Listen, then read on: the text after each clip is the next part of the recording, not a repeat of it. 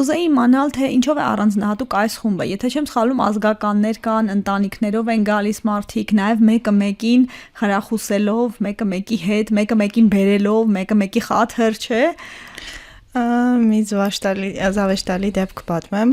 գնացել էի արդեն իմ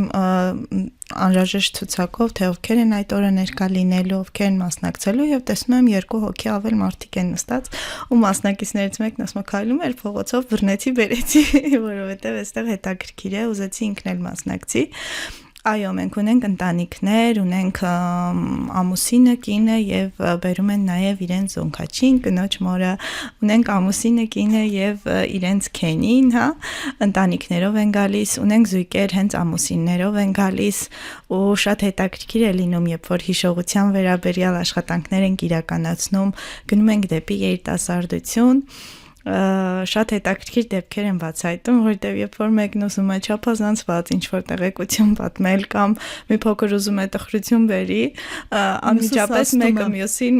սաստում են, մեկը մյուսին օգնում են, որ այդ հիշողությունը ճիշտ թվերով ասի, ճիշտ դեպքերով ասի եւ շատ հետաքրքիր դեպքեր ենք ունենում։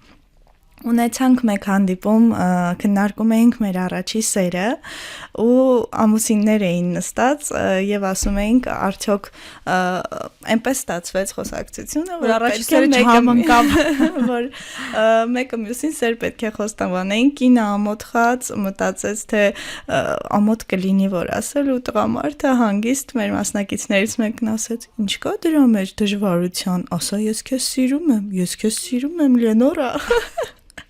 Ու շատ հետաքրքիր է ստացվում ամեն հանդիպումն այդպես հուզառատ է, սիրաշատ է ու հետաքրքիր է։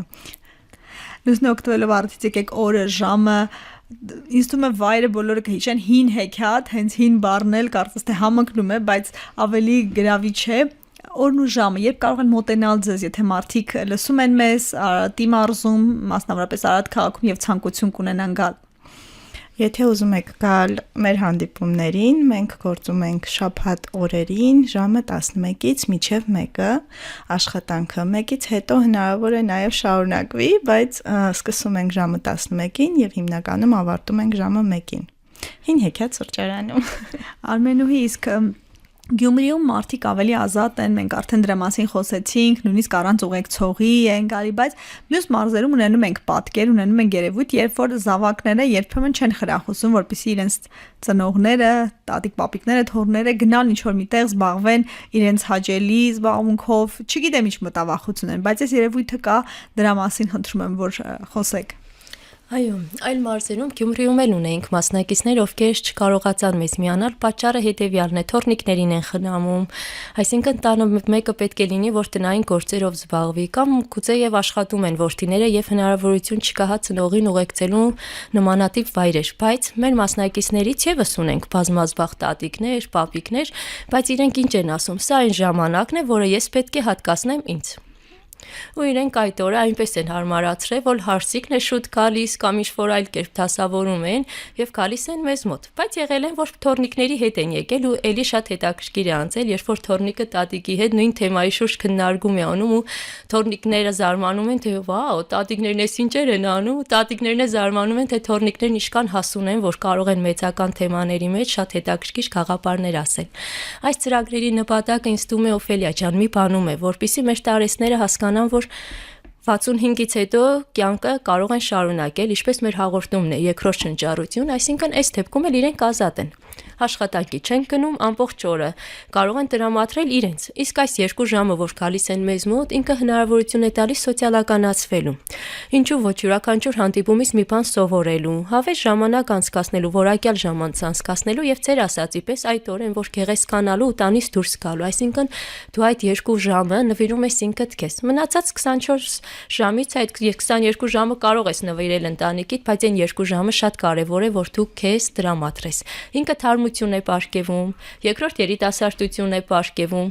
Եվ ինչն եմ նկատել, երբ որ համեմատում եմ հիշողության սրճարան կալացող մեր ավագ սերնդի ներկայացուցիչներին, իրենք էապես տարբերվում են իրենց հասակակիցներից, ովքեր չեն գալիս։ Տնային տատիկներից։ Եվ կենսուրախ են, եւ ավելի զարգացած են, եւ նախաձեռնող են։ Շատ հարցերում երիտասարդներից շատ մոտիվացված են։ Իսկ ինքը ինչ է տալիս, հնարավորություն է տալիս շարունակել կյանքը ավելի երջանիկ ու ինչու ոչ ավելի երկարակյաց լինել։ Առողջ ու ակտիվ ապրել, որովհետև տարիները տրված են։ Ես գիտեմ, որ